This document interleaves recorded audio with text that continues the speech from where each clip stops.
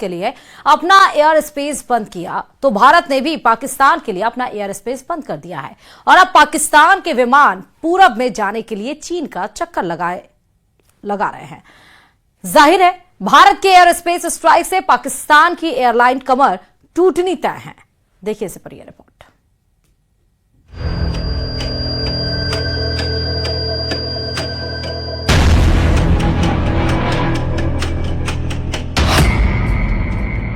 पाकिस्तान पर air space strike.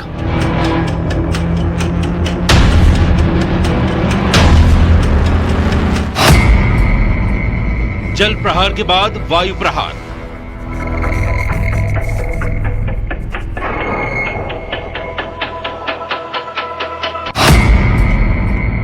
एक के बाद एक भारत की स्ट्राइक।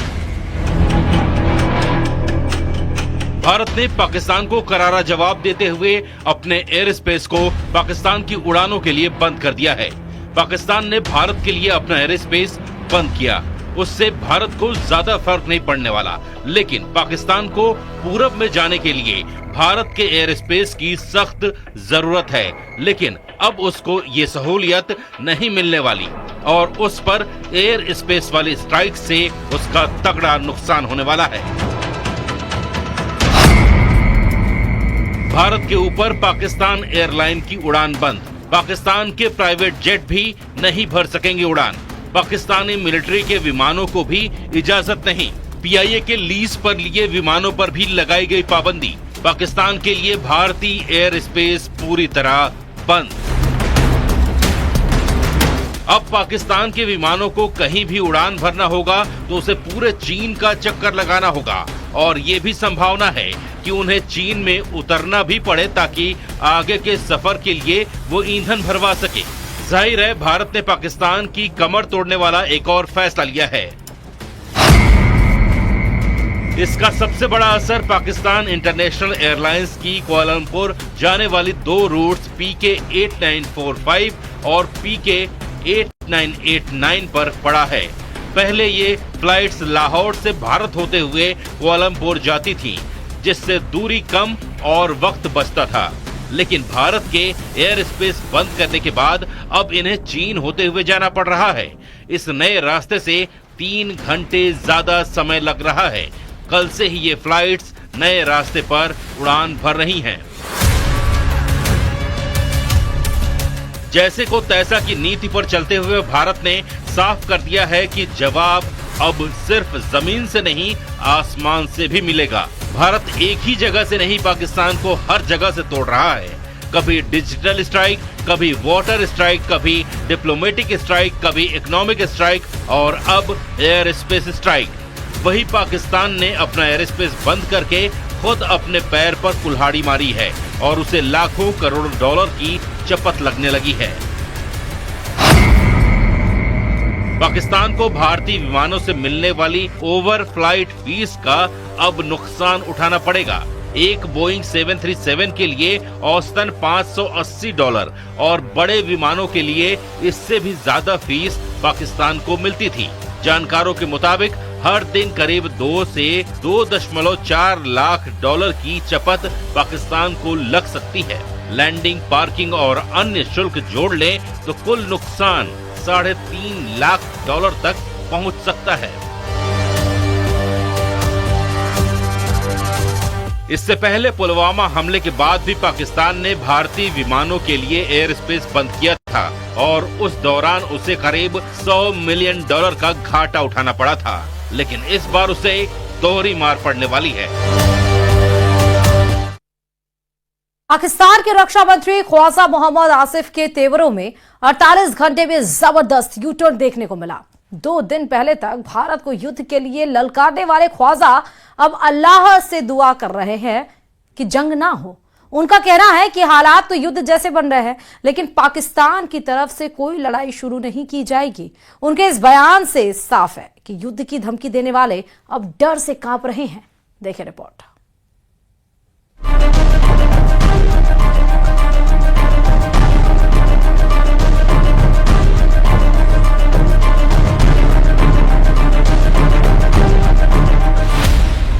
पाकिस्तान के जंगबाज मंत्री के बदले सुर।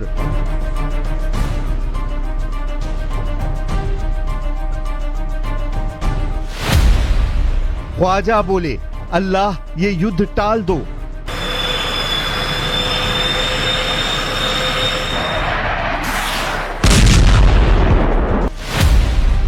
पिटने से पहले पाकिस्तान का सरेंडर।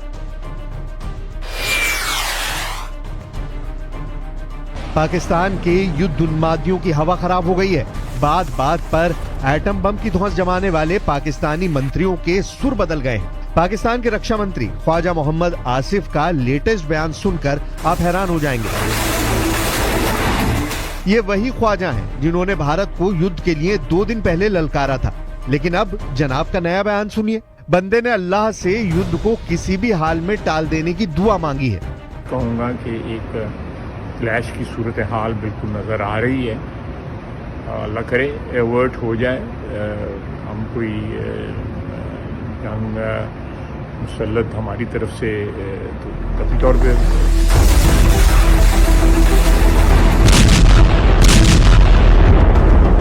अचानक ख्वाजा आसिफ की तबीयत नासाज हुई है या फिर उन्हें हकीकत का अंदाजा हो गया है? कल तक गीदड़ भपकी जमा रहे ख्वाजा के तेवर ढीले क्यों पड़ गए हैं? क्यों बारूदी साजिशों के ख्वाजा घबराए हुए हैं?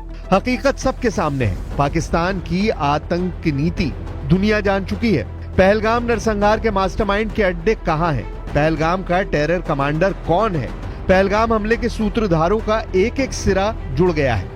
भारत इन आतंकजीवियों का फैसला कर चुका है। पीएम मोदी पड़ोसी मुल्क में पल रहे आतंकी सरगनाओं के सर्वनाश का ऑर्डर दे चुके हैं। जाहिर है जिन दहशतगर्दों की बदौलत पाकिस्तानी जनरलों की अघोषित सत्ता पाकिस्तान में चल रही है, जब वही नहीं बचेंगे तो कायरों का क्या होगा? वही खौफ अब ख्वाजा जैसे लीडरों को खाए जा रहा है। इसलिए ख्वाजा अल्लाह से जंग टालने के लिए दहाड़े मार रहे हैं।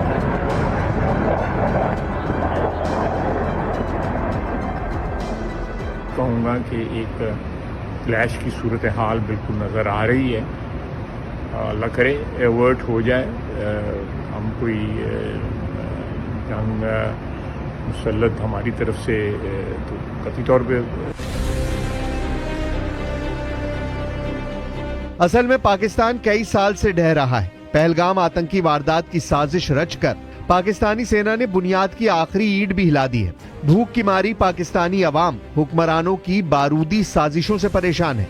पाकिस्तानी लोगों में सेना के खिलाफ जबरदस्त गुस्सा है। उन पर भारत के सख्त एक्शन का बढ़ता खतरा पाकिस्तान के लिए प्राणघाती बनता जा रहा है, जिससे बचने के लिए ख्वाजा जैसे तमाम नेता तरह तरह के हथकंडे आजमा रहे हैं। पाकिस्तान के रक्षा मंत्री ने कश्मीर मसले में चीन को चौधराहट का ऑफर भी दे डाला है। पाकिस्तान के रक्षा मंत्री ख्वाजा आसिफ ने कहा है चीन की बड़ी अलग पोजीशन है, कश्मीर का एक हिस्सा उनके पास भी है, तो सारा ये जो कश्मीर का इशू है चीन भी इसमें एक स्टेक होल्डर है। सिंधु नदी चीन से भी होकर आती है, तिब्बत से आती है।